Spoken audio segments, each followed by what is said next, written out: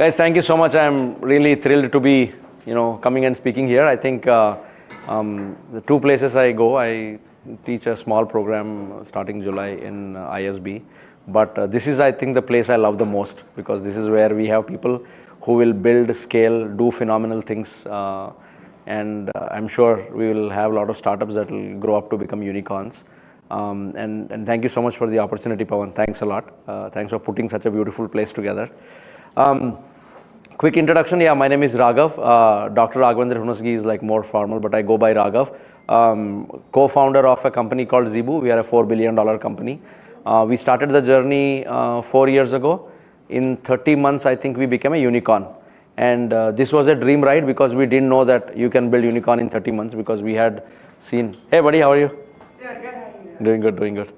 So we didn't know that unicorns are built in 30 months, and it happened. And trust me, it was all series of accidents that led to forming this unicorn. One thing led to the another.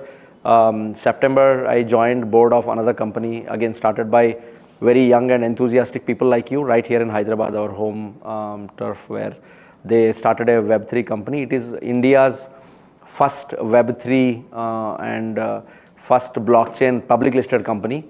We took it over in September last year. When we took over, the company was 20 crores in market cap and 3 crores in profits. Fast forward 9 months, yesterday, the company is 2,300 crores in market cap and 180 rupees is the share price. The name of the company is String Metaverse. And the goal is this Diwali, we want to make it a unicorn. So this will be, again, the fastest unicorn in making. Other than that, I am part of a couple of funds. This is one of them, DNA Fund. And then we have a family office fund out of Singapore. What I have learned over a period of time is building unicorn and making profitable and scaling ventures is an art and a science. And once you know it, once you learn it, you can do it in your sleep.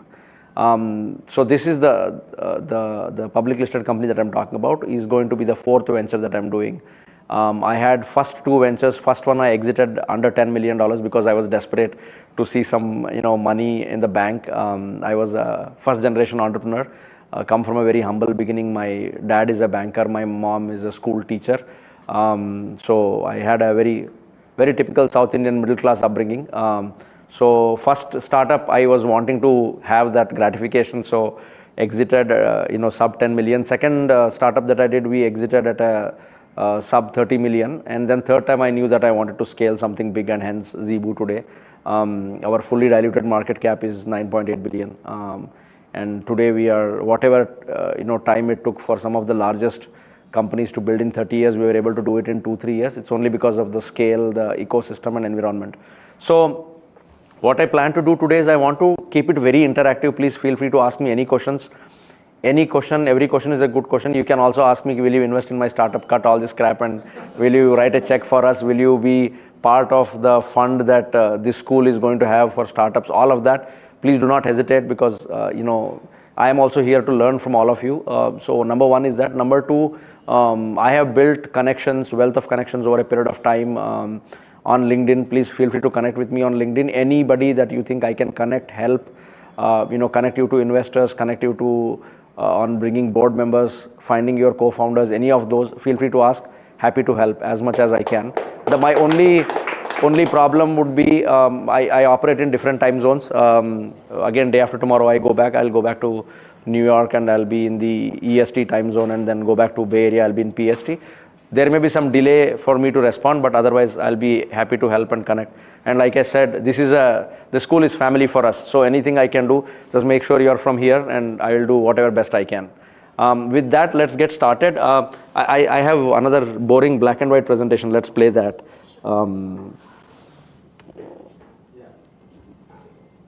I'm sure you guys have gone through all the fundraising, what phases of fundraising are involved, and how to do fundraising and all of that. You guys are already done with that?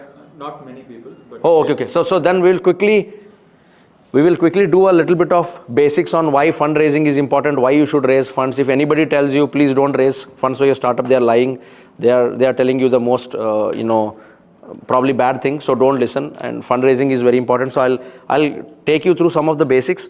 What is, seed, pre-series A, series B, why you should dilute, how much you should dilute, what are the exit options for you as founders, what is the edge you have as a college entrepreneur versus any of the older entrepreneurs.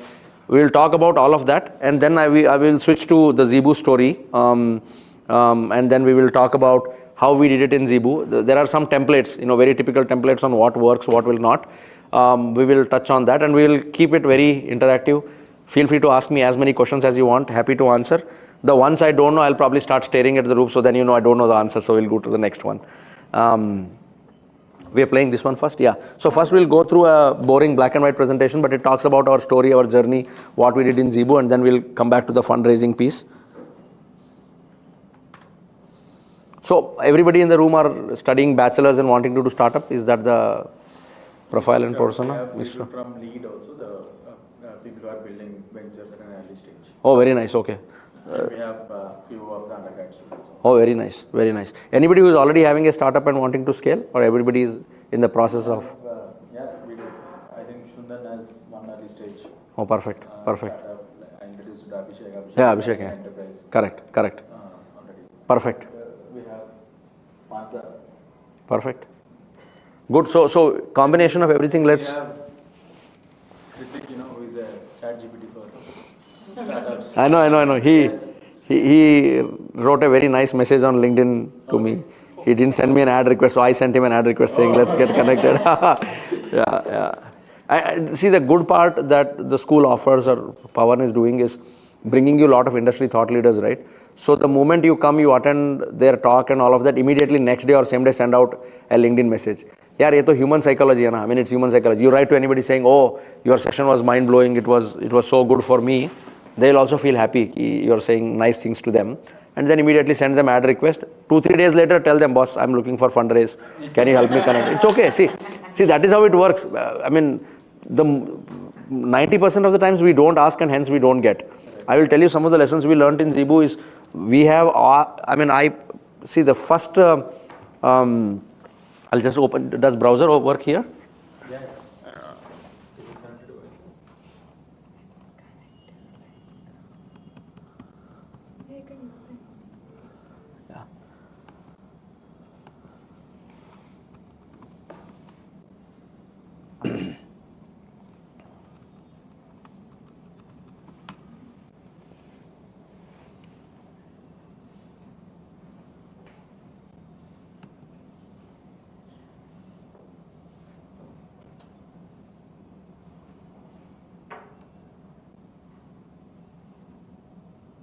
Okay, there's one of the stories, I think either in Yahoo or Bloomberg. I'll send you the link after this is over, the session is over. Can I use this one? Sure. So what we did is, everybody we went and we met, right? They told us seed round has to be, under 5 million, seed round has to be at certain stage. You should have certain things before you raise that kind of money and all of that. And my first startup, I never raised money. It was all bootstrapped and we were profitable, so never bothered to do it. Second startup, much later, we raised about, this one? We raised about 4-5 million, and then that was also, at a much, when we were very profitable and all of that. So third time when we were building, I wanted to go ask, how much should we raise? What do we do? And we met many friends in Hyderabad ecosystem, in Dubai, in a lot of other places. Everybody said, seed round probably ask for like 5 million and you'll be able to build. But the challenge was we wanted to build a bank, and you cannot build a bank with $5 million. So you need a larger check. So I said, how about we raise $25 million in seed fund? And we asked a very seasoned VC in India. I'll come to the name and examples when we go off camera. He told me in a very nice, we had nice idli sambar in Bangalore, and he told me, boss, you're out of your mind if you think you want to raise 25 million, 50 million in seed round, because nobody puts that kind of money, don't do it. We said, okay, we'll try. See, the good part is when you're building startup, you don't have any other fear, right? You can either become blockbuster or you will fail. One of the two things will happen. So why to fear? So we kept, approaching VCs. The first check that we raised was for $25 million, 200 crores, 212 crores in INR. That was our pre-seed fundraise. But before I did that, so when we did pre-seed fundraise of 25 million, we were on almost every news channel. I mean, you can just check Bloomberg, India, US, Dubai, everybody covered us. What people did not cover is the struggle before that.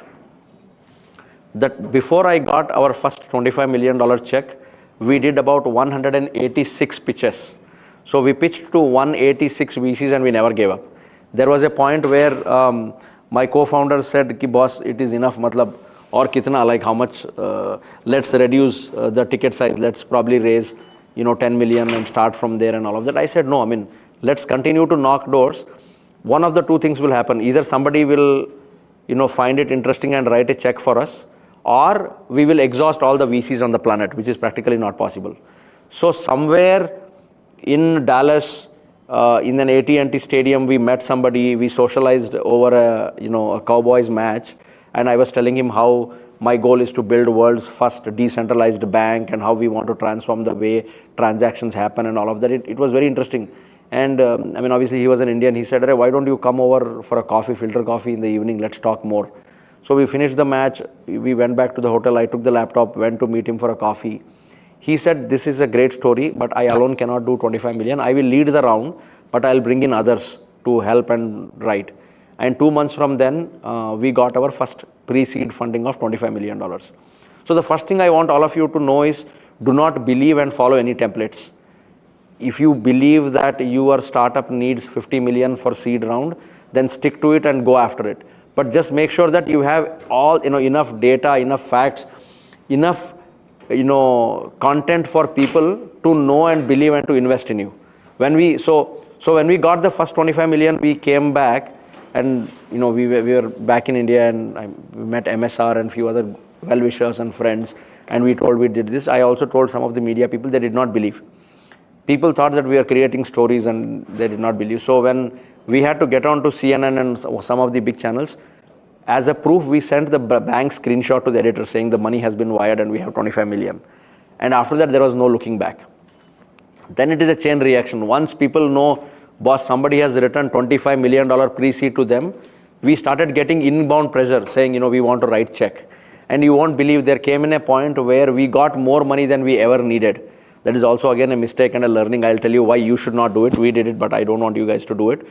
But in no time, from then on, for next 14 months, we raised 340 million in funding.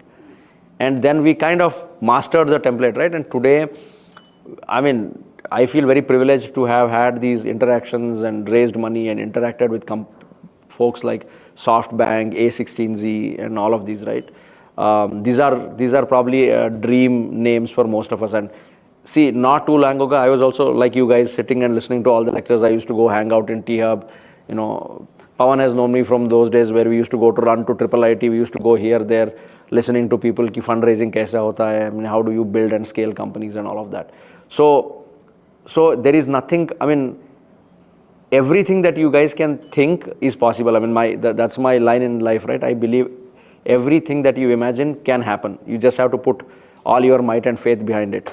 So the first thing I want to begin the session for today for class is, you guys are very young. You guys have a huge runway. Please believe that you are here to do phenomenal work.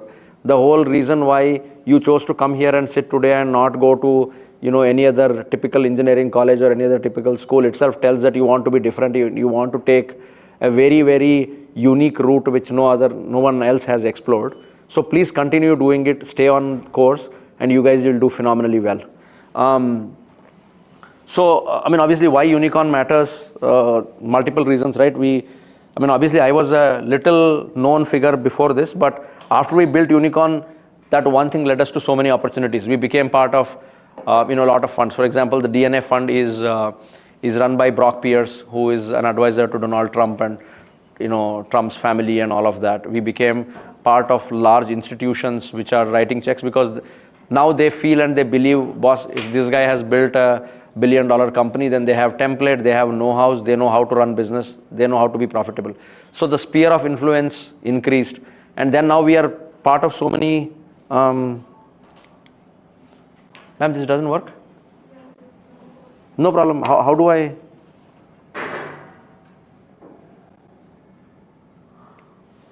Oh, okay, perfect. So it kind of helped us do a lot of things, right? It is very glamorous for me to come here, stand today and tell you, I have built a $1 billion company, I have built multiple $1 billion companies, we have had exits. I drive very fancy cars and all of that. People get very wowed. People look at, LinkedIn, Instagram post and they say, oh wow, you drive this car. But trust me, I have seen days where we used to survive, co-founders and founders, entrepreneurs, where we used to survive on, we have spent days and weeks on cutting chai and bun maska. So there are also those days. So please don't get very influenced by what you see as an end result. End result will be great for each one of you, because I believe that, God has scripted great story for all of us. So you'll all do well. But there is also a big, a lot of hard work story, and that is a 30-month sprint that happened before we became a unicorn. And I am telling you, hand on heart, there are days where we spent about 4-5 days straight in a row in my office cabin, sitting and working, making presentations, writing papers. We wrote white paper, we rewrote it. We used to write the whole 30 pages and then put it in dustbin. We created about 74 versions of our pitch deck on telling people, boss, why you should put money in us. We said we will build the next great thing, we will replace banks. We had a lot of ambitious statements, right? And it took a lot of hard work and a lot of midnight oil before we became what we are today. For fun, I will also show you some of the videos and podcasts I have done 7 months ago. I used to not look like this. Only last 4 months I started focusing on health and focused on longevity, running, then I picked up, I used to want to maintain a active lifestyle, so go to gym twice a day and all of that. 6 months ago, if you Google my name, and if you see, I was 93 kilos weight, and all my, off the chart parameters, right? My good cholesterol, bad cholesterol, all of that. So all of that has happened. So there was a significant burnout. It came to a point where I realized, boss, there is no meaning if you have $1 billion in your bank account and you're not able to go up one floor, right? I went to New York, I went to Hollywood, and we were doing a podcast. I'll show you the podcast also. We did it with the guy who launched Sylvester Stallone and few other big guys in Hollywood. So I did a 2-hour talk show with him on spirituality and God and few other things, and crypto, making money and all that stuff. This was on the 2nd floor, and for me to get to the 2nd floor, it felt like I was climbing Mount Everest. So that is how much I had abused my body and system. I used to survive on 3 Red Bulls just because I didn't want to sleep. At one point, I used to have like some 30-40 black coffees in a day. So there is all that not so glamorous story also. Not a lot of people will tell you, but it was a sprint that lasted for 30 months.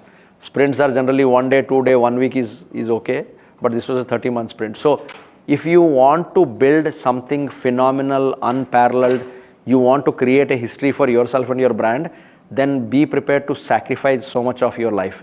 Be prepared to stay away from family, be on road. For 3 out of 365 days, I traveled 280 days in my first year. And I think I visited about 64 countries. We have lived in motels, we have lived in dormitories, we have lived in 5-star hotels also.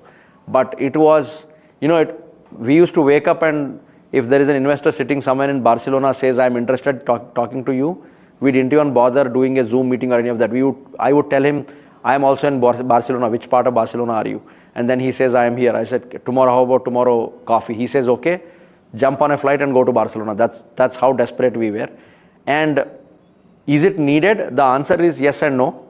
If you badly want to build something big and you believe that it is something that can be a story that world would want to know, then yes, you should do it.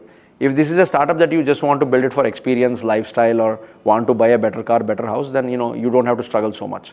So the choice is up to you on how much you want to struggle, how much you want to stretch, but more the hard work, better and faster are the results. So that's why I call it a 30-month sprint. There are a lot of myths also about unicorn. If you build unicorn, unicorn definition, textbook definition is a company that has market capitalization of $1 billion. The first myth that people believe is 1 billion is company's market cap. It's not founders. So you will not make so much wealth. So the first unicorn you build is you build to show the world that you have it in you to build it. The second thing that happens in unicorn is, not everything is great and nice the way it appears. you will end up being left with single digit equity. By the time your company is worth $1 billion, by the time you have raised $100-200 million, you would have probably been 3%, 4% owner of the company. So, I mean, if you want to take that path, then be prepared to do that. Be prepared that you will be left with a single digit equity, single digit thing. The last thing that people tell is, the last myth that I always like to tell people is, unicorn is not at all a difficult thing. We have hyped it and made it, oh, unicorn is a big deal, unicorn banana ye hota hota. It is just that you stay on the course and you continue to build. You will not even know, and it will be a unicorn. I'll tell you the story. When Zeebu became a unicorn, we didn't even know that it was a unicorn. I was actually heading out, getting ready to go out to dinner, and my co-founder Keshav called me and said, hey, turn on the TV, Bloomberg chalu karo. And I was like, I don't know, I'm heading out, what happened? He's like, no, turn on. I said, what happened? Did anything crash? He said, just turn on, and then he hung up the phone. We turned on, and then we saw in the news that we were already a unicorn. So we didn't even know that we had become, I mean, obviously we had given our books, we had, called valuers, we told them to do the valuation, but we forgot about it. I mean, we moved on with our life. And then it came as a surprise that we had crossed $1 billion. We were 1.2 billion in market cap. So anybody who tells you, it is all good to do it, but it can only happen if you have, like, I had no godfathers. I come from, like I told you, a middle class family where both parents had a proper 9-to-5 job. I did not, I boast about going to a lot of great B schools, but when I was building it, I went to very ordinary schools, studied very, simple and ordinary subjects. I never hung out with any billionaires and all of that. So anybody who tells you, you cannot be a unicorn because of these reasons, please don't believe them, because all those odds were against us when we were building it. So all you need is great conviction, great product, and a great problem that you want to go after and solve. Once you have that, trust me, nothing will stop you from building a unicorn.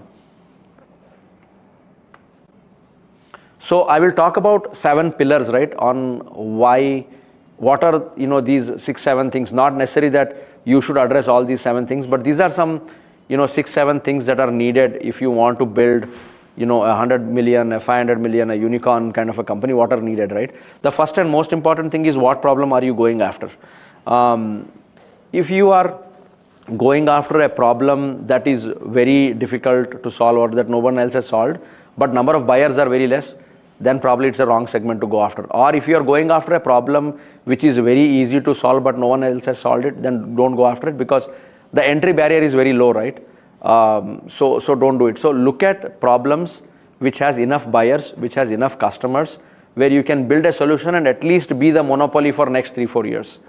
If that is something that you can do, then the chances of you becoming a unicorn or a very unique organization will be very, very high. In our case, in Zeebu, the problem statement was very simple. We wanted to help large B2B players able to send millions of dollars without losing, bank transaction fees, right? In a way, we were taking head on against large established banks. Was it a good idea? No, it was not. But we were very naive. We didn't know that going against banking lobby was a bad thing. But what happened was, we built a solution, we used blockchain, where people were losing 4% in sending money from country A to country B, and it would take anywhere between 4 days to 10 days for that to happen.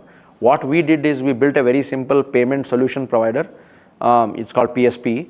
And we told them, we will charge you flat 1%, no matter how much money you want to send from any country to any country, and it will happen in less than 10 minutes. That's the problem we went on to solve. Obviously, it was not overnight. It took a lot of time. We built a technology, we built the platform, we hired some of the best engineers. But eventually we got there. And when we got there, the entry barrier is so high that the next person for them to get to our level was very difficult. And by the time we built and launched, like I said, in 30 months we became a unicorn. And then after that so from 1 billion to 2 billion, we did it in 9 months. 2 billion to 4 billion happened in 3 months. Scaling after a certain point is very easy. See, for you, when you are building your startup, getting your first customer will be difficult. Reaching your first, $100,000 or a 1 crore revenue will be difficult. Getting your first SaaS model will be difficult. But once you get there, from 1 to 10 is much easy. From 10 to 100 is even easier. So the same thing happened with us. So coming back, the bottom line is, find the problem that you want to solve that will give you compelling revenues. Once you have the problem, build a startup around it. It can be anything. I mean, we have part of a fund that invested in a shoe company. It's called Neiman's in India, in Hyderabad. So the problem statement was very simple. They said, we are investing in a company that is going to make shoe out of, the recycled water bottles, Kinley and Bislerica water bottles. And this is something that already exists in US. They said, we are going to do it much better. It will look fancy, look nice, but will be very reasonably priced. So we said, okay, this is probably a good problem statement to go after, right? Because everybody, lot of youth, lot of people today are concerned about sustainability, carbon footprint, recycling, plastic-free world. We said it's a good story. We invested, and then today, I mean, I'm sure you guys would have heard and seen Neiman's has become a great brand, which is giving a tough run to even the most established brands in India in the footwear segment. So just look at the problem statement. It doesn't have to be, building a spaceship and sending to Mars. If you're doing it good, do it. Space tech is also a great space. But just look at the problem statement. That will give you unit economics where you will get, increasingly more customers and more revenue. And if you have that, then you have nailed it. The next and most important part is people. 90% of startups that we have invested in that have failed, probably more than 95% of startups that have not taken off. And some of the startups that have taken off and have not reached to a great stage, one problem that we see very common in all of them is people. It is very important on how you want your, initial team to be. The founders, the co-founders, the early investors, your customers, all of them be very, customers, I cannot say be picky in whom you want to work with, but at least others, please pick and choose the people that you would be okay surviving for next 3 years, 5 years, 10 years down the line. If the people component is not taken care in the early days, 99% that your startup will never take off, because there will be differences. People will say, let's not do this. If you are going 10 steps forward and your co-founder is pulling you 5 steps back, then you will never make progress. Don't raise money from people and from investors who will expect returns next month. I know many people in Hyderabad, I know many people in India, I know many people in Dubai who are great investors, who want to put in money and who also have a lot of liquidity and capital. But the problem is they don't understand, they don't have this whole startup psychology of we have to wait for next 12, 24, 36 months before we even ask for returns. So don't take money from such people. Then again, you will bleed to death. Don't hire anybody. Yes, please. Coming to that point, there is a different set of mindset from VCs in India and other countries, or within India there is different. Correct. Unlike you are very ambitious to approach 180 VCs and plus. But for a person like me, how do you curate the right VCs which are fit to your startup? Beautiful. So good question, right? So obviously first thing is you don't have a choice to choose who you want to go pitch to. I would say pitch to everybody. If anybody in this room you see has come in a Mercedes-Benz, then they have enough money. Go pitch to them saying, boss, I'm building a startup. Will you put money in my startup? So while pitching, don't choose. But when you pitch and they say, okay, I'm ready to put money in your startup, there is something called term sheet. They will tell, I want you to agree to these terms and conditions when I put money. That's when you start picking. If somebody says, give me my returns from end of 6th month, but as a founder, you know that in next 12 months your product is not going to be ready, don't sign up for it. Because you are signing up for something that is guaranteed to fail. If a VC says, I want to see a report every week on how much revenue you are making, while you know that next 10 months you won't make revenue, don't sign up for it. Don't sign up for a VC who says, I want to mandate you to hire these 5 people in your team, when you know that these 5 people won't do good for your startup and your mission. So when you want to pitch, don't choose. But when you want to take the money in your bank, choose. How do you get to 180 people? Very good question. Not that I started and I knew 180 investors. I was also like you guys. Like I said, I used to go meet. I have met people in chai tapris. I have met people in nightclubs. I have met people in, ITC Kohinoor lobby. I have met people all over. And I have pitched to right, wrong, good, bad, all kind of VCs. But it's a process that you will learn. Over a period of time, when you have done 20, 30 pitches, you look at the VC and you will know in first 3 minutes whether he will invest money or not. If he invests money, what kind of VC is he? When will he expect his returns back? What kind of, will he be a reasonable venture capitalist or will he be an unreasonable one? You will get to know all of that. It's a learning process. So when you get to pitch to every single person you think who has potential to invest. but only take money from them where you know they are in sync with your mission and your vision and what you are building. Does it answer? Yeah. Okay. Yeah. Yeah, I think coming to the other side of people, one thing that's going to be very important for startups, especially when starting out, is going to be choosing your initial team. Yeah. I think one point that was brought up in one of the previous panels, I believe during the Catalyst Conclave by one Miss Aishwarya Hegde, was that it's important to pick out people based on how they can contribute to your office culture. Anyone who can work together will be better for your company than people that don't work together. Yeah. But besides that, there's another base problem being competencies, because a lot of people go to engineering colleges, business colleges, mostly because that degree guarantees that your boss, your employers know that you have these skills and you have the perseverance for it.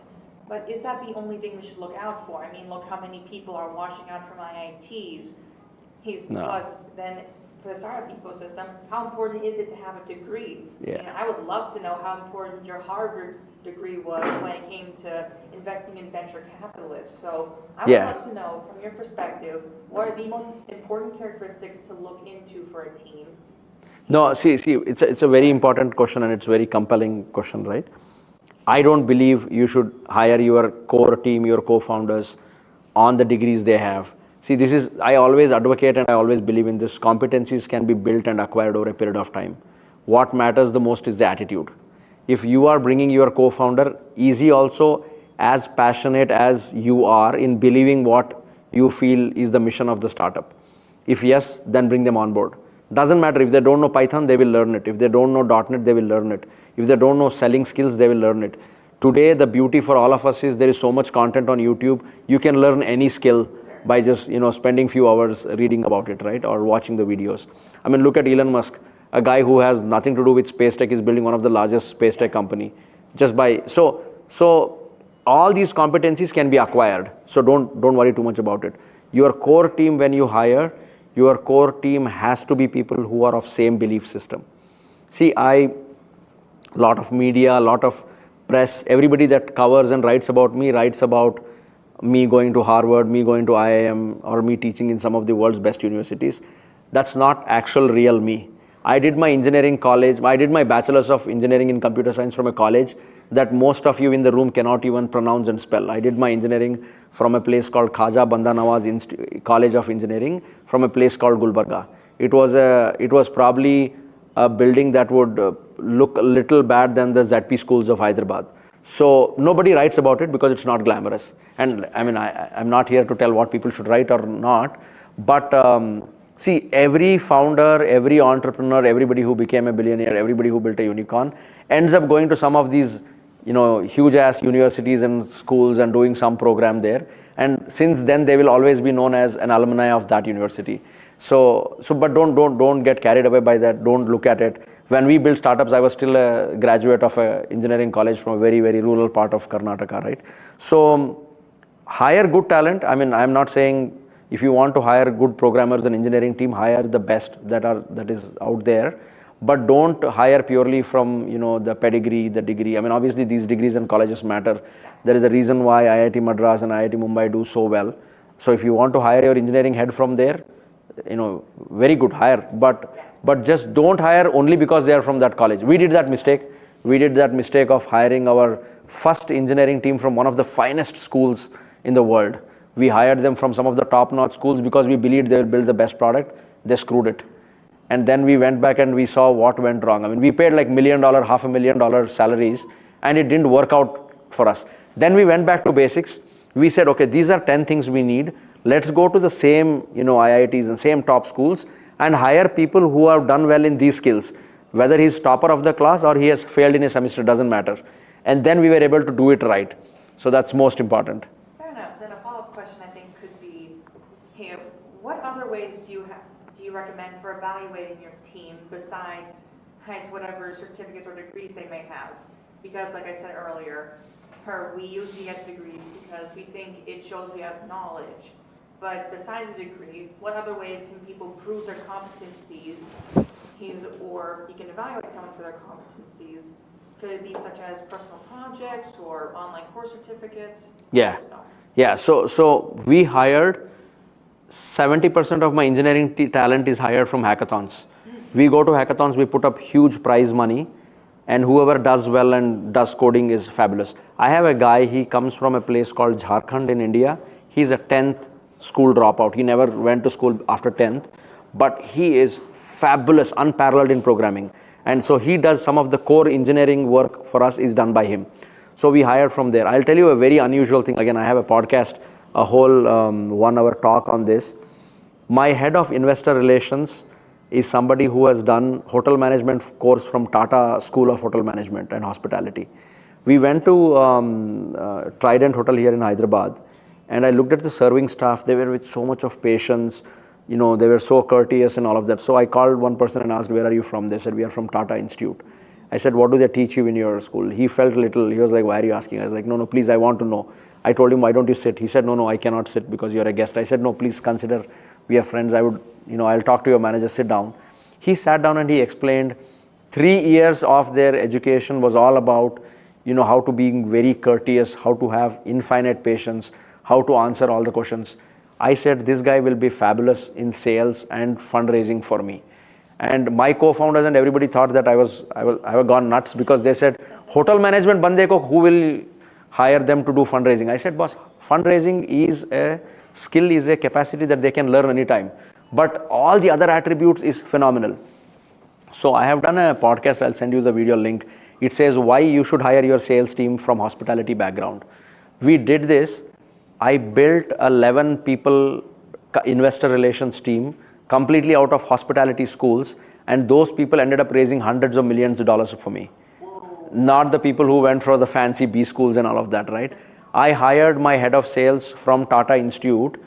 She is very good in, people skills, talking to people, having infinite patience to take 50 questions and answer them and all of that. She's on the top charts of sales leaderboard for last 2 years.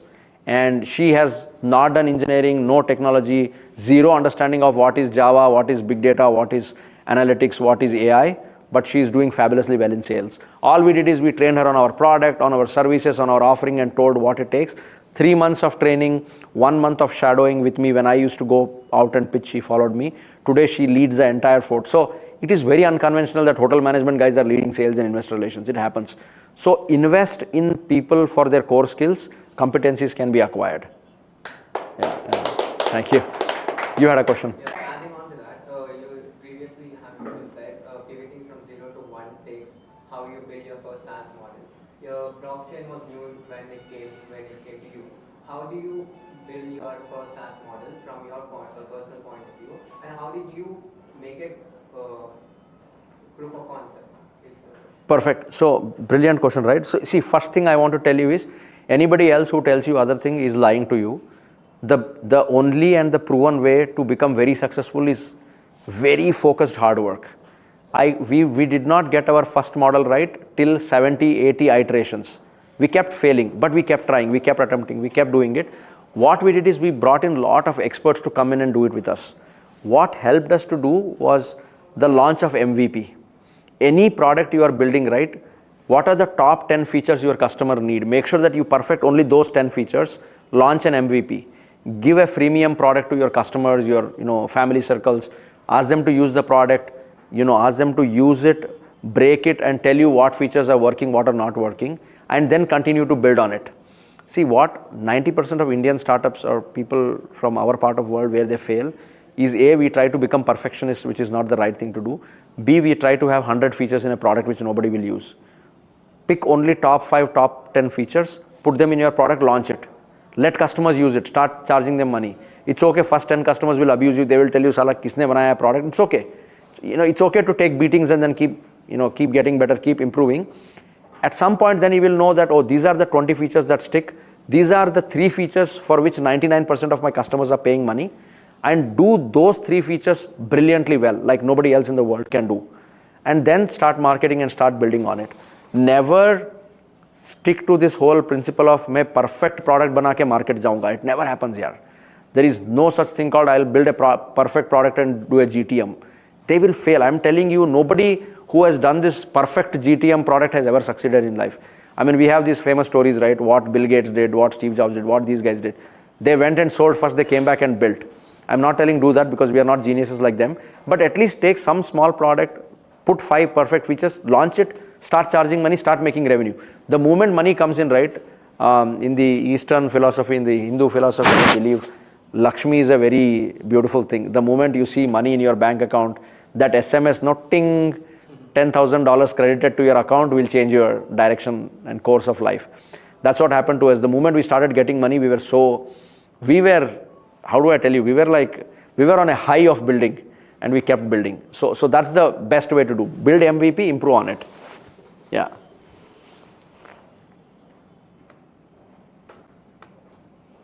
Product, I mean, obviously we spoke about product. Build a world-class product, build a MVP, build a product. The next point is market fit, right? One mistake we did was we assumed customer ko aisa chahiye rahega and we built a beautiful product, but actually it was not a right market fit. Please don't do that. 90% of entrepreneurs and founders, we are under this whole, our own illusion that this is what market needs, this is what world needs, and we continue building it. Don't do that. Test it in market. See what actually customers are looking for. See what is the top 2-3 features that people are paying for and just build that very well. And once you do that, money will follow. Don't build anything. See, unless you are a Steve Jobs, you will not know what customer wants that he himself doesn't know. If you are a Steve Jobs, then obviously you will go build a phone that nobody ever saw before and people will fall in love. I'm not saying there are no Steve Jobs in this classroom. Maybe there are. But when you're getting started, build something that fits the market. And market fitment can best be known by either a finite set of customers you study or with your friends and peers. You're building a mobile app, show it to your friend saying, boss, I'm building this app. What do you think about it? Download it, use it. And they will give you feedback. Arey yaar, it is so slow. Ye login ke liye itna time kyun le raha hai? Why is it asking my password again and again? So take those features, feedback, improve on it, and then start building it and then start launching it. It'll help you in a very long way. Process. This is something that I also ignored. 90% of entrepreneurs and startups and founders here will ignore, will hate it. But I learned it in a bitter way that process is important. See, this is something that probably our parents and our grandparents would tell us. Ki boss, bacha process follow karo, ye karo, wo karo. We hate writing yaar. I think everybody in this room who wants to be an entrepreneur, the last thing he wants to do in life is document. Ye sara documentation kaun karega? We will feel that it is like the worst laborious work that is needed. But trust me, at some point in life, you will feel, oh shit, what was in the second version of the product? Which part of the code did really work? And if you are not documented it, then you're screwed. It happened with us. We built a product, we launched it, world loved it, and people wanted a small variant of it, but we didn't know how we built it. We didn't know exact chemical composition of what went into building it. And I was an entrepreneur who always said, arey yaar, let's make money, forget about documentation. But that's a bad thing. I mean, it kind of hurt us very bad at a very crucial time. So as an entrepreneur, if you don't like it, hire an intern, a young promising kid who is doing a bachelor's degree somewhere, pay them good stipend and tell them, boss, your job is only to create process documents. How is my product built? Process document. How is my fundraising working? Process document. How is my sales team pitching? Process document. What is my elevator pitch? Do documentation of all of this because it will help you when you scale and when you become big. When we started, we were a 6-member team and we didn't care about doing too much because we used to eat together, work together, live together. So we used to discuss everything. Arey yaar, ye feature, hum log ye kar rahe hain, we are deploying this module and all of that. But when money came, when we scaled, when we became unicorn, when we had like multiple billions, we did not even realize we scaled so much. We had 400 employees sitting across 9 countries. And suddenly one day I woke up and we felt that we lost control. Like my product engineering team sits in Ukraine. My UI team is sitting in Poland. My product design guy is sitting in Paris. And we have no idea what they are doing. We just told them build this. And we are like, boss, how do we assemble all this together? It became a nightmare. So if you know that you are going to scale and grow fast, at some point start documenting things, start having process documents. It will help you in a long way. And please do it a little more seriously as you start scaling and growing. Because the more you grow and more you scale, you will need a lot more documentation. So please do it and pay attention to doing it. Can I just ask a quick question? Yeah. I'm sure that you had your software systems, right? Like Correct. source code control systems. Correct. every version of your presentation must have been checked in. Correct. What exactly do you mean document the process or? So the code had documentation and the product had documentation. The whole use case, the flow, the logic, you just put it on whiteboard and you say this is the process we will follow, this is what we will do.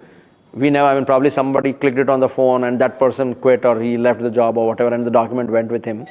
After 7 months when we wanted to revisit saying, "Arey, ye kaisa hua? What happens when the customer from Mexico transfers money to Egypt?" Oh, there was 2 other steps, right? What are the 2 steps? And then we went blank. So those kind of things. And most of the times we tend to ignore. We don't document and it kind of becomes expensive mistake. Yeah, thank you. Okay, the most important thing that we all ignore is positioning and branding. One thing I was also talking about when I came in the conference, us as a nation, India as a country, and us as Indians, we need to do is positioning and branding is everything. 90% of things in the world happen because of good storytelling. You will know every single successful entrepreneur has been great in branding and positioning themselves as personal brands and their companies. If we don't do it, we will fail. I have a very good friend and she was the chief marketing officer of a brand called Burberry. I'm sure most of you know Burberry is a great brand, out of UK. I saw once the article where they burnt about $200 million worth of, goods, their shirts, their, handbags, their shoe, and all of that. And I was on one side of the world, we are talking about sustainability, eco-friendliness, and all of that. And here there is a multi-billion-dollar company which is actually putting their merchandise on fire. So if you Google search today, right now, Burberry burns their merchandise, you will see the amount of things they have burnt.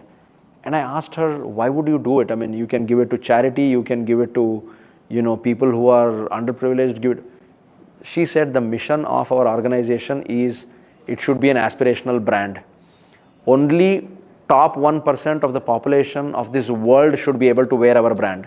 We don't want anybody lesser than that wearing our brand. I felt it was a very stupid thing to do, but hindsight, when you look at it, maybe that's a great thing that worked for them. I mean, a normal good Burberry shirt would cost you 60,000 rupees, and giving a 60,000 rupees in charity in something would not work. So I thought, why did you not recycle? They are like, we also don't want to be known as a recyclable brand. We want to be known as a brand that is very aspirational, right? Same thing, there are companies that I know where people have done phenomenal storytelling, but they didn't have great products, they didn't have great, compelling market, or they didn't have great customers, but they did storytelling so well that investors believed in it. Investors started putting money in it. And that is one thing that every entrepreneur, no matter what you are building a spaceship, you are building a software product, you are building a restaurant, you are building a B school, make sure that your positioning and branding is done perfectly well. When people look at it, it should sound and seem aspirational. It should be like, wow, I want to, have a piece of this product. And once you do that, the rest of the journey is cakewalk. This is something that very heavily ignored. We ignored it in my first 2 startups. But when we built Zeebu, I was very clear. We will spend huge amount of money in building our, videos, our content, our pitch deck. Our pitch deck was done by the team that did the visual graphics for Lord of Rings from New Zealand. And we hired the team just to do my elevator pitch, my pitch deck, and my original first 20 screens. They charged us about $500,000. We paid it, and people thought we were nuts. I have friends who said, "Arey boss, Bangalore mein tumko mil jayega in 10 lakhs, somebody will build it good for you." I said, no, we want to build something that has not.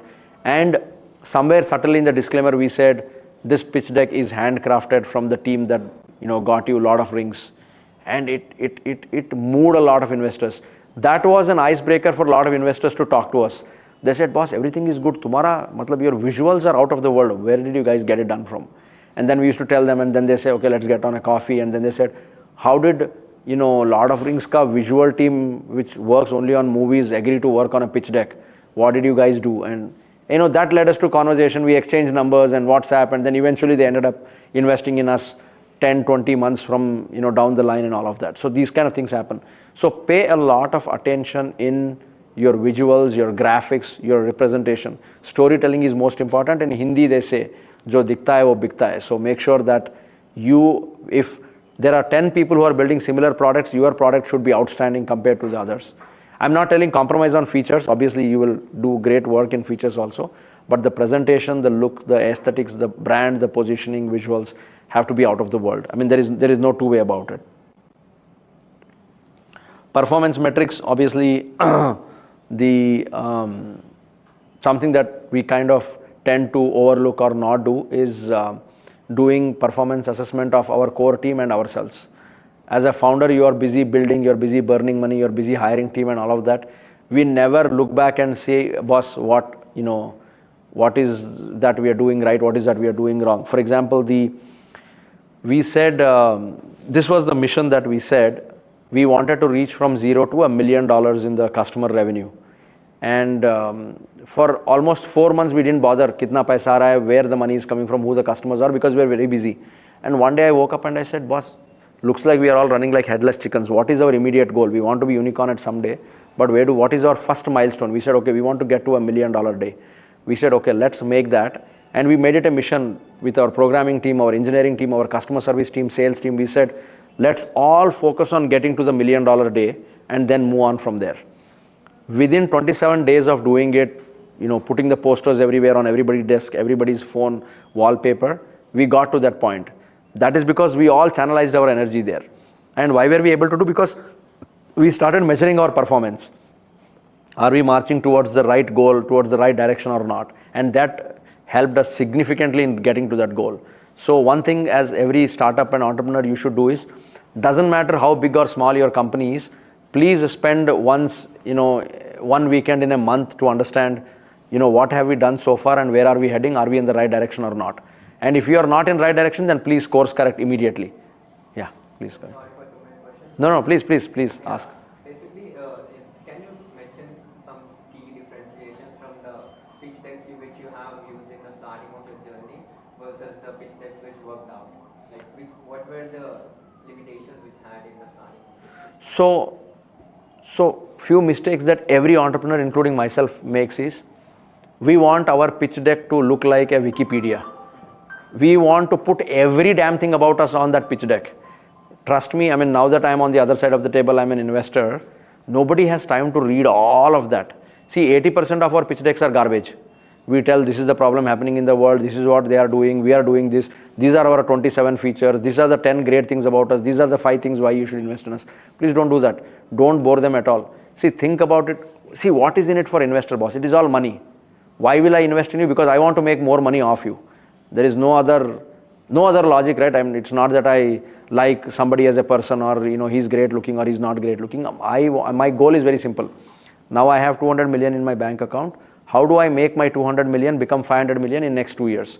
I alone cannot build companies. So I want to invest in all the companies that I know for sure will build great revenues. So for that, what is needed, only put those crux in the pitch deck.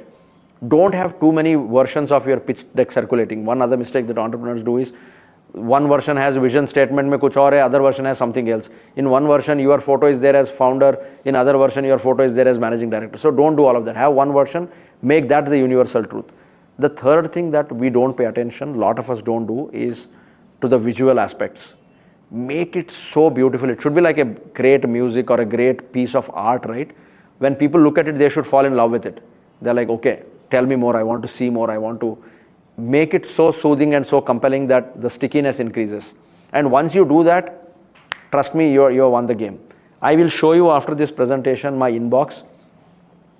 In last 70 days, I have got about 140 pitch decks and proposals and inquiries saying, sir, invest in my startup, I am building the next big thing in the world, sir, I am changing the world.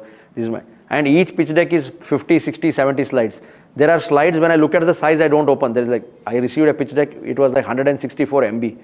I was like, boss, have you sent me a movie or like, what is it? And I don't want to go, and there are like 98 slides. Where do I have patience to go through 98 slides? I mean, obviously we have a investor team, investment analysts who look at pitch decks and who tell us these are probably top 10 you should look at. And in that we again shortlist, and then we only talk to 1 or 2 of them and then end up investing in some of them. Make sure that you are covering all the basics well. Make sure your pitch deck is screaming to the investor. कि boss तुम पैसा ऐसा बनाओगे, this is how you will make money. Don't tell them I am building a great product, I am changing the world, I am the Masiha. Don't do that.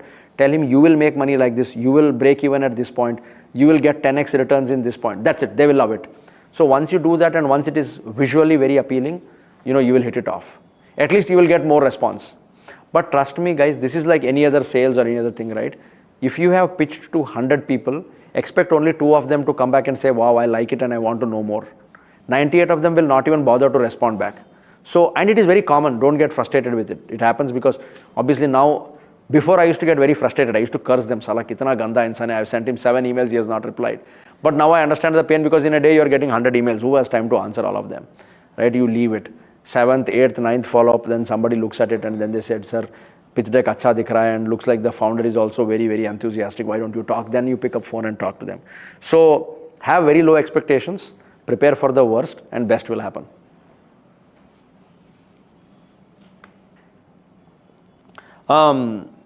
Idea and ideation is where we spend a very little time. I think you should spend a lot of time there. The first 0 to 3 months should only be on your idea and perfecting your idea. Please don't jump on to building something. As today I thought this is a great idea, tomorrow I will launch a startup. Don't do that. Because that usually, eventually, it will fizzle out. If you got an idea, if you say, I want to build this product, I want to launch this, see if you have the same enthusiasm 2 weeks from now. See from 50 features, if you are able to nail it down to only 5 features. From those 5, see if you can pick up only one that is very compelling, that will make money for you, that you will enjoy building for next 5 years, and you can also raise money. Once you have that is when you will be able to really build a serious startup. I have seen and met people who have been startup founders. They change faster than you see the actors changing in the movie scene. I met a guy in T-Hub 2 years ago and he said, Anna, I am building something on sustainability, carbon footprint, this, that and all of that. I said, phenomenal. 5 months from then I met him in IIT Bombay. I said, hey, I saw you in Hyderabad, what are you doing? He said, yeah, I'm doing a non-invasive diabetes checking machine without piercing and all. I was like, you are doing something in that green and impact noise. That is not a viable idea, so I left it, now I'm doing this. And then he pitched that. And then 4 months from then he said, Anna, I'm building something in the space mining. Like I want to mine something out of space. So then we were like, boss, like how can somebody change so fast, right? And he has not even built it. He has some idea, brilliant, makes a PPT, because he knows you, he will come, he will pitch, you will listen to the idea, and 4 or 5 months, that idea is gone, something else has come. So don't do that. Because A, you are wasting your time, and B, you are also losing credibility with your investors. So spend a lot of time in ideating, in doing that. And second is the team formulation, right? Like I said, your core team is what is the life and blood of your startup. Make sure that your core team is handpicked. They all believe in the mission. They are all committed to it. See, startups, I'll tell you one thing. Startups will not make great money in the initial days. And even most of you as entrepreneurs will feel like giving up. You'll be like, arey chodo yaar. My friend in AWS, my friend in Microsoft is earning 5 times more than what I'm doing. But trust me, once it takes off, you will create unparalleled wealth. You will create generational wealth. But it requires a lot of patience. So build the team that you think also has that kind of patience to stick to the mission. Because at some point, if the co-founder quits, or if your CTO quits and he has done all the coding and you have no knowledge of coding, then you're in soup. Make sure that doesn't happen. And obviously the product market fit is the 3 to 9 months exercise. Once you have all these in place, start fundraising. This is what I tell every startup. Every single founder of the team his primary responsibility is fundraising. If you are 4 co-founders, all 4 of them, your primary job is fundraising. If there are 7 core members in the startup, all 7 of them has to do fundraising. You are a CTO, doesn't matter, do fundraising. How can a CTO do a fundraising if you ask me? Boss, you are the guy who knows the technology, engineering, product very well. Go talk to people you know and tell them, boss, I am building this phenomenal technology, phenomenal product, invest in it. And we have something great that doesn't exist in the world. Every single person who is a core member or founding member of the team should do fundraising as their duty. 90% of the times what I have seen in startups is there is one guy in the company who does fundraising, everybody else is doing other things. मैं marketing करूँगा, मैं product build करूँगा, मैं recruitment करूँगा. Fundraising is not my job, no. Fundraising is everybody's job in startup. Your goal is to make sure that you are bringing money to the company. So that is something that has to be very clear, and you do it from probably like end of 6th month, end of 8th month, and then go on till like next 1.5 years, 2 years. Like when we did I'll come back to this, the pitch day. When we did our fundraising exercise, like I said, initially nobody believed in us. People thought these guys are not serious, we don't know who they are. When we raised pre-seed of 25 million, everybody said, oh, these guys are brilliant. When we brought a very large, like guys of SoftBanks and of the world, when we started talking to them, everybody else said, oh, let's invest in them. There came in a point where we used to have 3 closures, 4 closures in a day. There used to be people who used to say, okay, we are interested in taking, we don't care what is the equity, but we are sending you a 10 million, 20 million check, can you please send us the details? And there used to be inbound inquiries. And it happens, like again, beginning of the pitch I was telling you, of the class I was telling you, that I want to tell you a mistake that we did that I don't want you guys to do is, don't raise too much when you don't need the money. We did that mistake, and that will hurt you in a long run. Only raise the amount of money you need for your next 24, 36 months or whatever runway you need for building the product and launching. After that, stop the fundraising and focus on building and generating actual revenue. If fundraising is a kind of addiction, because now that you have perfected it and now that 1,000 VCs in the market and everybody believes you are a great guy and everybody wants to write a check, you'll be tempted to raise more money. Don't do that, because the more money you raise is the more pressure you're adding on you. You are answerable to them. Again, know that everybody who is writing check for you, putting money in you, is doing it with an intention to get an ROI on it. And they will all call you and ask you and question you. And there was a point in time where we had a 20-member team sitting in India only preparing investor reports. What are we doing with their money? Where are we burning? Where are we investing? When will they get their money back? And it's not a great spot to be in. I mean, fortunately, by God's grace, we gave exit to a lot of our investors. They were happy with the money they made. We were happy we gave them exits. But it is not easy for everybody to do that. You bring people in and giving them exit is again not an easy thing. Let's say I am an investor and I invest in your startup.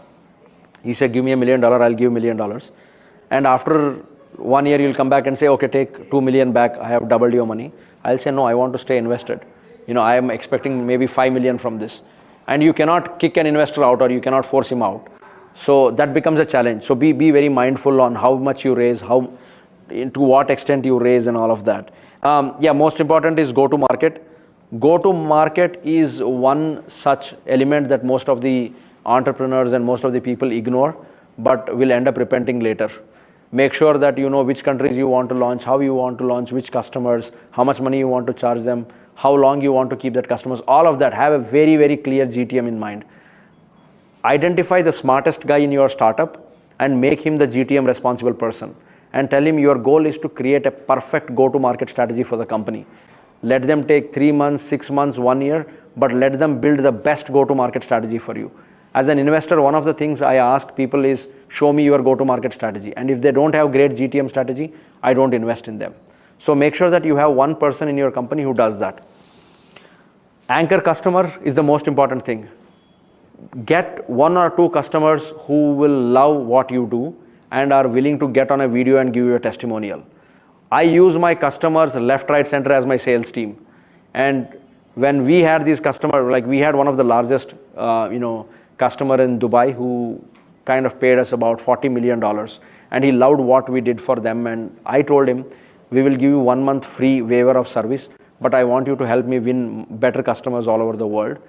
That customer flew out with us to US, UK, and there is no better story than a customer going and telling somebody that, boss, inka product kharido, villa product konukondi mirante. You are like set.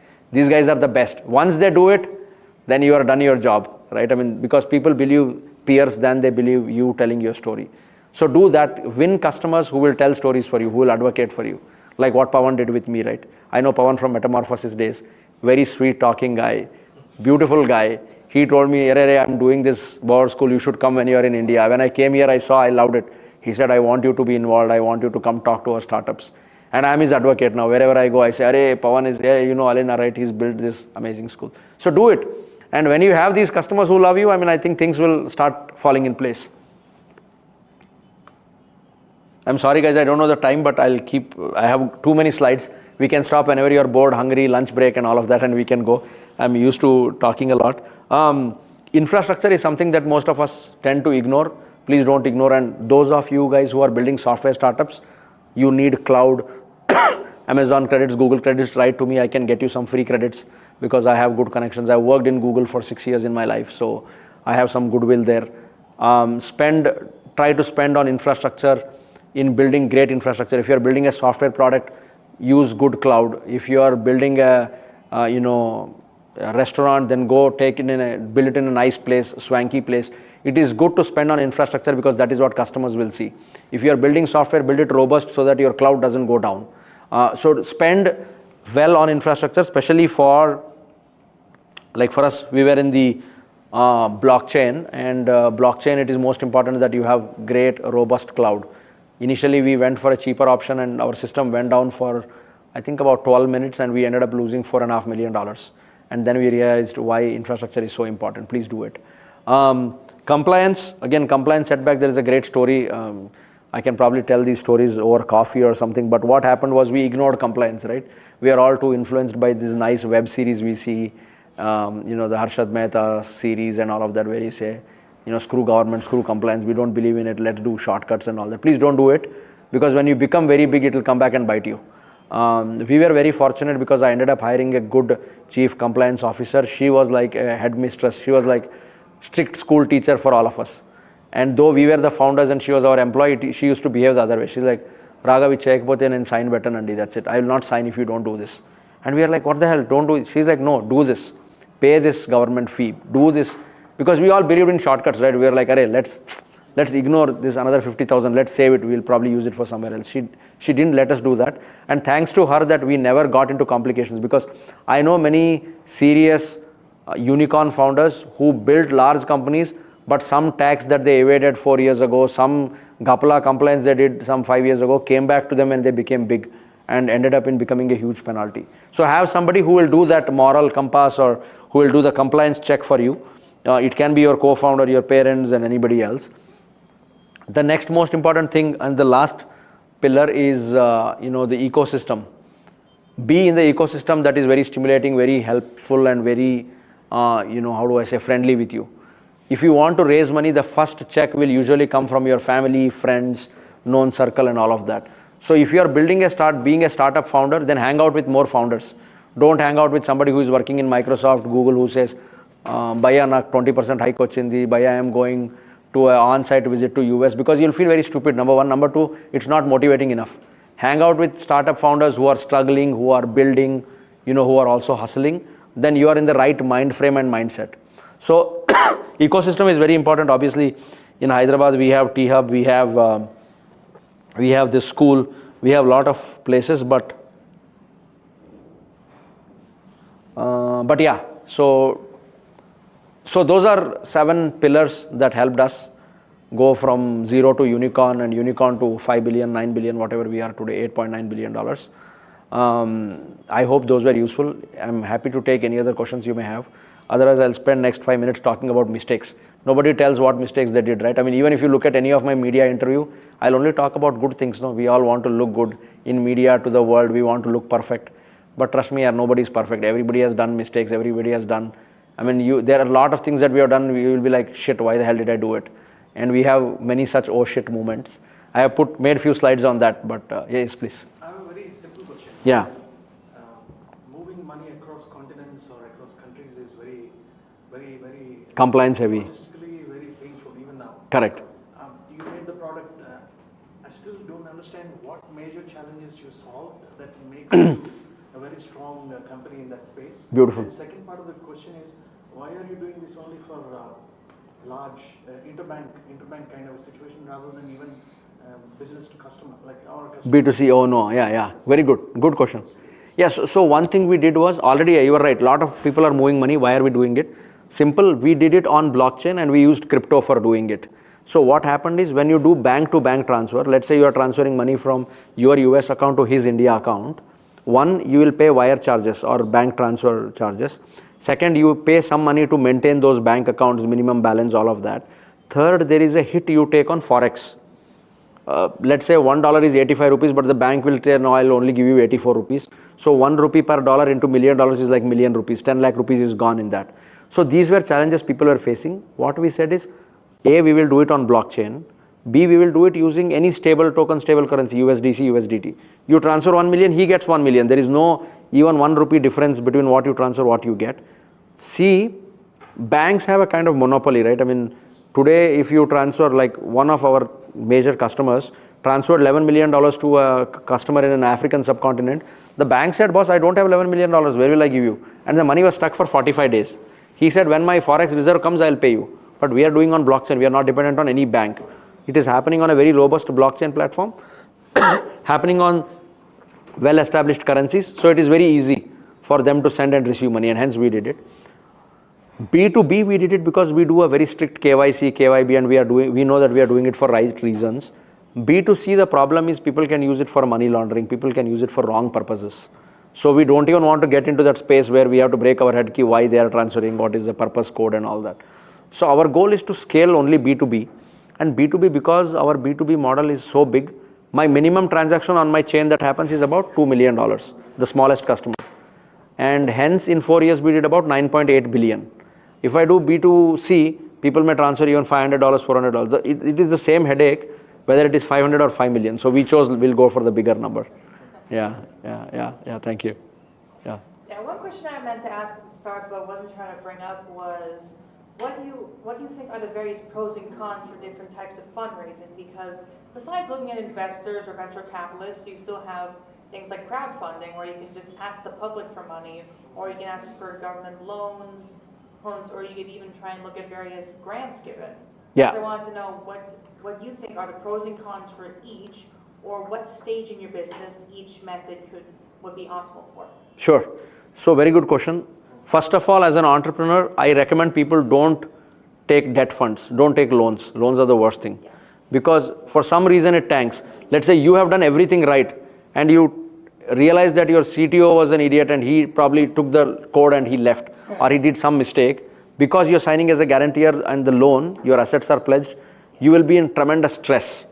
When you take loans, that interest is hanging on your head every month. Unfortunately, we don't live and operate in a country where the loans are like zero or no interest or interest free and all of that, right? Interests are very heavy here, especially for business loans. So 99% avoid taking business loan unless it is for a very short period for scaling. Let's say you already build a $10 million company, and for you to become $20 million, you need some 2 million bridge loan. That is okay. But don't, as much as possible, don't raise money on loans, number one. Number two, the safest and easiest way to raise money is through grants. They don't take equity, but they will give you free money. We do that. I am a board member of Algorand. I am the board member of Algo Bharat. And we do about $2 million in grants. What we do, we give money to promising kids. We tell them, okay, you are building something phenomenal, take 100,000, 200,000. We are happy that you are building it. And we are doing it because, there are a few conditions. We want them to build on open source. We want them to build for a larger problem statement and all of that. But against that money, we don't take any equity. We don't take any ownership in the company. We said, take it and build it. So grants is phenomenal. Third thing is raise from family friends. If you have good family friends who understand your capability, your scope, because they have enough patience to wait. Your startup doesn't take off in 2 years, but it takes off in 4 years. It is okay, they can wait. They know that this guy is not running away anywhere, he's good. After this, then go to mature VCs and all of that. See, the game with VCs is different because you need to have big numbers to do VC game. If you want to raise $10 million, it has to be from a VC who is doing, writing large checks based on future projections. Sir, you can take the call outside, no problem. You can step out. So raise money from places where you know what kind of money you need against what. Because loan is always stressful for an entrepreneur, right? As an entrepreneur, you already have 10 other things on your head. You have a headache of managing the team, you have a headache of running the payroll, you have a headache of paying the rent. On top of that, if you have to pay bank interest, it is going to be painful. So avoid taking debt funds, raise money from investors, from VCs. That's a very clean money. And worst case, if your startup tanks, they won't come and sit in your house. Fair enough. Then how about crowdfunding then?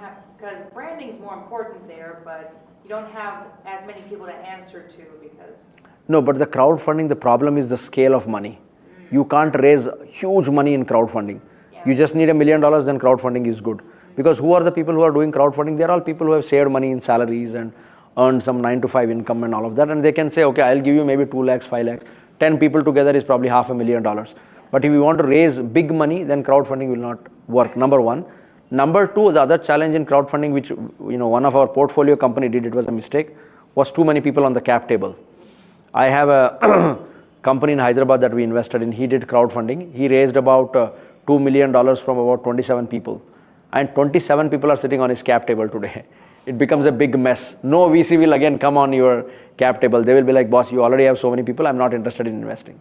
That becomes the second biggest challenge. Thank you. Yeah, thanks. All right, so few mistakes I'll tell you that we did that I don't want any of you to do is scaling too fast. At some point when we got a lot of money and a lot of investment and all of that, we opened offices in 9 different countries and we were only 2 co-founders.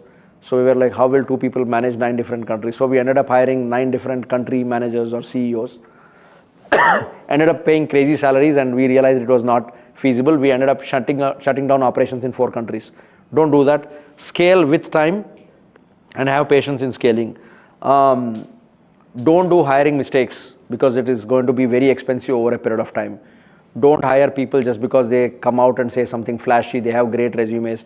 See, one good thing about India is every resume looks like Rajinikanth when you read it. I have done this, I have done that, I have developed codes, I have written code, I have built companies, I have launched companies, I have done all that. So the first question that comes to my mind is, boss, if you are so great, then why are you even looking for a job, right?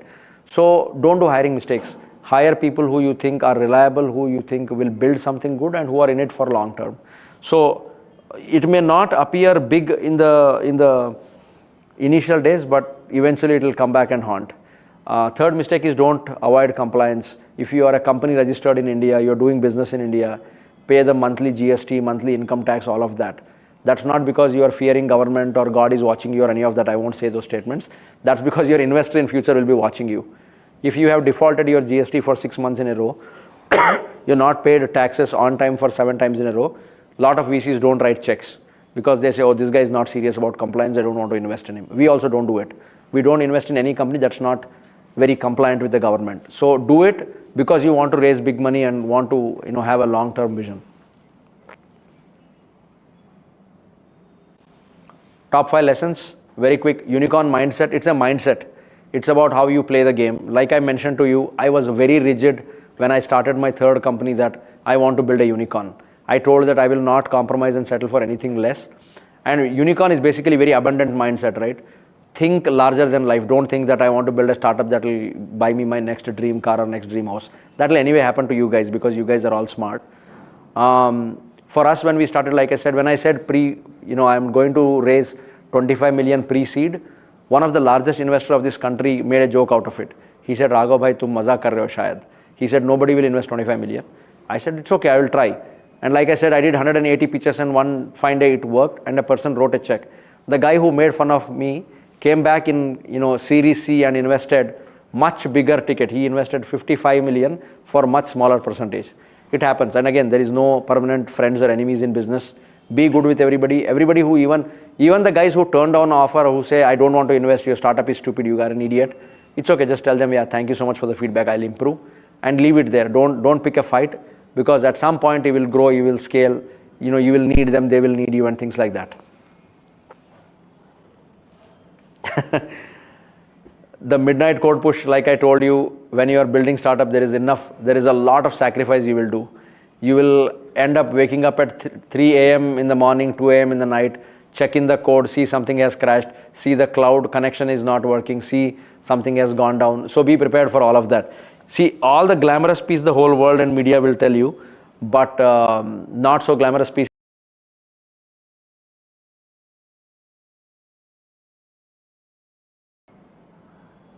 Yeah, there are so many stories, man.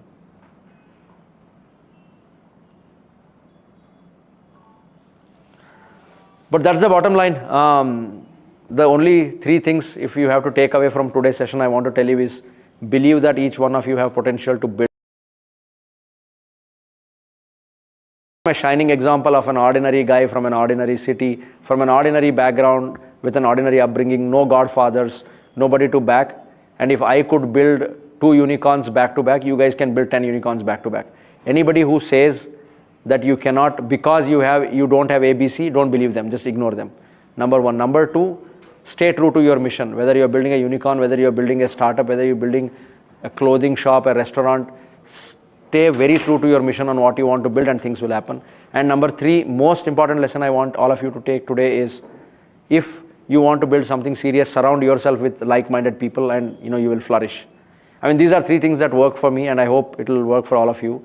I wish all the best to everybody here and hoping to see some of you on a Times magazine cover, on an Entrepreneur Forbes cover as unicorn builders, and I'll feel very happy that we interacted at some point in our life. Like I said, I'm very active on LinkedIn. Feel free to reach out to me, ask me for any help. If I can help, I'll be more than happy to help. If I cannot, I'll say sorry and I'll try to connect whoever can help. Thank you so much, guys. Have a good time.